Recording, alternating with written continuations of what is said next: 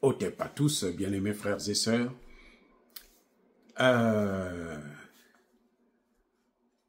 L'OTAN veut amener le monde dans une troisième GM. Quand je parle de l'OTAN, y compris les États-Unis, pas seulement les pays européens. Les amis, regardez ce qui se passe. On ne peut pas, comment dirais-je, Vladimir Poutine veut négocier. Vous allez me dire que s'il veut négocier, il arrête la guerre. Non. Parce que s'il arrête la guerre, ça va laisser le temps aux autres de se préparer, de s'organiser, et puis de relancer encore l'offensive. C'est d'ailleurs ce qu'ils sont en train de, ce qu'ils veulent. C'est pour ça qu'ils demandent un cessez-le-feu d'1 mois. Pendant 1 mois, eux, ils vont s'équiper, ils vont s'organiser, et puis bon, ils vont lancer encore l'offensive, ça va reprendre. Vous voyez, c'est pas ce que Poutine veut. Poutine veut une guerre définitive. Il veut que ça s'arrête définitivement et puis que les solutions puissent être cette fois-ci, par exemple, en ce qui concerne l'élargissement de l'OTAN, que ce soit écrit. C'est vrai que même quand c'est écrit, il les viole. Donc, mais au moins, ça donne plus de poids que lorsque ce sont des paroles simples. Parce que l'OTAN, les États-Unis notamment, avaient déjà dit qu'il n'y aura pas élargissement de l'OTAN. C'est ce qu'ils avaient promis à Gorbatchev. C'est pour ça que Gorbatchev avait justement tué, si vous voulez, le pacte de Varsovie. Donc, eux, ils demandent un cessez-le-feu pour reprendre la guerre.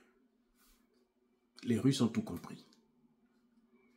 Parce que Angela Merkel l'a dit, et François Hollande l'a confirmé, que les accords de Minsk, c'était pour permettre à l'Ukraine d'obtenir des armes, de s'équiper pour mieux affronter la Russie. Le cessez-le-feu aura donc les mêmes objectifs. Je vous ai dit que, dans une de mes précédentes vidéos, qu'il y a un problème de confiance dans les relations internationales. Quand vous perdez votre confiance, c'est difficile que les gens puissent vous croire encore.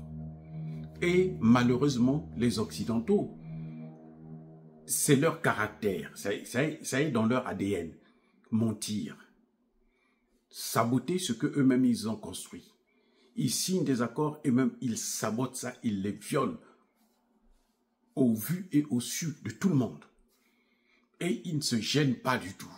Au contraire, ils sont contents parce qu'au moins, ils ont atteint un objectif.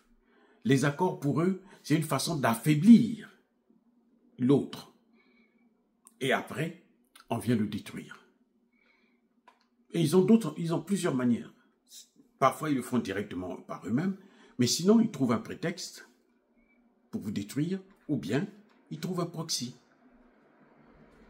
C'est ce qu'ils ont fait avec Mobutu. Ils ont trouvé un proxy qui s'appelle Paul Kagame. Pendant 30 ans, on a fait croire à Paul Kagame qu'on va te donner une partie de la RDC. Pendant 30 ans, on lui a fait croire ça. Kagame a cru que les Américains vont lui donner une partie de la RDC. Même s'ils voulaient balkaniser, ils ne peuvent pas balkaniser pour donner ça à Kagame. Sinon, ça va rendre Kagame trop fort. Et Kagame, s'il est trop fort, Kagame pourra maintenant les attaquer. Vous comprenez? Être capricieux. Donc, même s'ils avaient réussi à balkaniser la RDC, ils n'allaient pas laisser ça à Kagame. Non, ils allaient le donner à quelqu'un d'autre. C'est comme ça qu'ils font. Parce qu'il ne faut pas que tu sois fort. Il ne faut pas que tu aies, qu'il y ait un hégémon, qu'il y ait une force dans une région donnée. C'est pour ça qu'ils veulent détruire le Sahel. Parce que le Sahel est en train de devenir la première force en Afrique, la puissance africaine. Donc, il faut détruire ça carrément. Parce que eux, ils ont un principe. Comme ils sont, eux, hégémoniques, il ne faut pas qu'il y ait une force régionale. Dans toutes les régions, là, ils doivent contrôler ces régions. Or, si dans une région, il y a une force qui est là, cette force risque de rivaliser avec eux. Vous voyez, les amis? Et c'est ça que maintenant, ils sont en train de faire face.